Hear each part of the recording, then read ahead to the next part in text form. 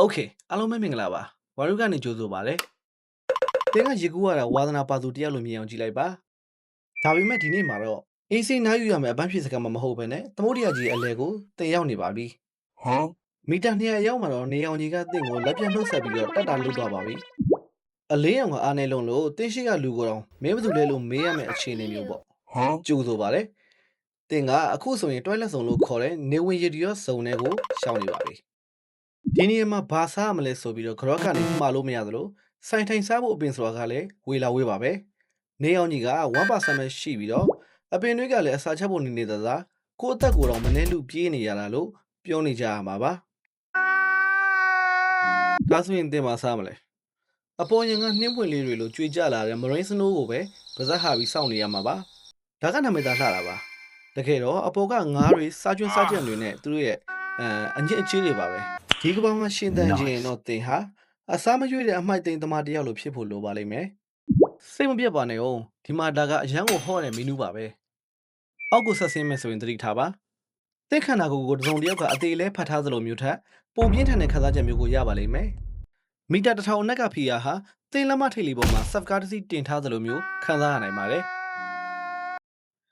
တာမန်လူဆိုရင်တော့အယိုးတွေကကြက်ကြော်ဝါသလိုကိုတကြွကျွတ်နဲ့အမှုန့်ဖြစ်သွားမှာပါဒါပေမဲ့ဒီကငါးတွေကတော့အေးဆေးပါပဲ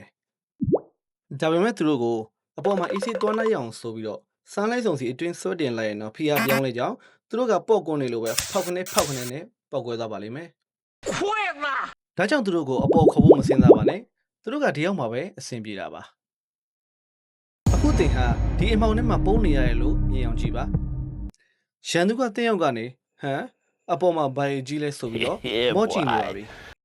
အဲ့ဒီချိန်မှာဟာချက်ဖစ်တွေကတင်းကိုလှောင်ပါလိမ့်မယ်ဘာလို့လဲဆိုတော့သူတို့ဘိုက်ထဲမှာမီးသီးလေးတွေပါလို့ပါအပေါ်ကလာတဲ့အလင်းနဲ့ညှိပြီးတော့ဘိုက်ကနေအလင်းပြန်ထုတ်လိုက်တော့သူတို့ရဲ့ရိတ်ကပျောက်သွားတာပေါ့ဒါကသမုဒ္ဒရာရဲ့အနက်ဆိုင်ဆုံးကိုပြောက်ဝစ်ဆောင်ပါပဲ nice ရှန်သူကတော့ဟာငါခုနကငါးတကောင်ကိုမြင်လိုက်ပါတယ်ငါမျက်စိမှားတာပဲဖြစ်မှာပါဆိုပြီးတော့ဗိုက်ဆက်စာနဲ့ပြန်လှည့်သွားပါလိမ့်မယ်ဒီမှာတွေ့မဲ့တကယ်ချင်းတွေကလည်းရုပ်ရည်အနှဲငယ်ထူးခြားပါတယ်ဥပမာစတော်ဘယ်ရီပြည်ချင်းကားတွေနာမည်ကဆိုစတော်ဘယ်ရီရုပ်ကတော့ဂျိုသားရုံးနဲ့ပို့တူပါတယ်မစနဲ့ကွာမငိုချင်းလာပြီမျက်လုံးတစ်ဖက်ကလည်းအကြီးကြီးတစ်ဖက်ကလည်းတိတိလေးဆိုတော့သူ့ကိုကြည့်ရတာမျက်စိတစ်ဖက်မိတ်ပြနေသလိုပါပဲနောက်ပြီးတော့ Angela Fish သူကောင်းကမီးသီးလေးကိုကြည့်ပြီးဟိုးလှလိုက်တာဆိုပြီးတော့သွားကင်မိရင်တော့တိလက်ချောင်းလေးတွေကိုတက်တာခိုင်းလိုက်ပါတော့အဆိုးဆုံးကတော့သူ့ရဲ့ခြေရည်ပါအချီးလေးတွေကအမာကြီးတွေရဲ့ဘိုက်မှာတစ်သက်လုံးကပားဖြစ်နေတွဲလုံးခုပြီးရှင်တန်းကြတာပါတကယ်ကိုချစ်ကြီးတဲ့ငါးလေးတွေပေါ့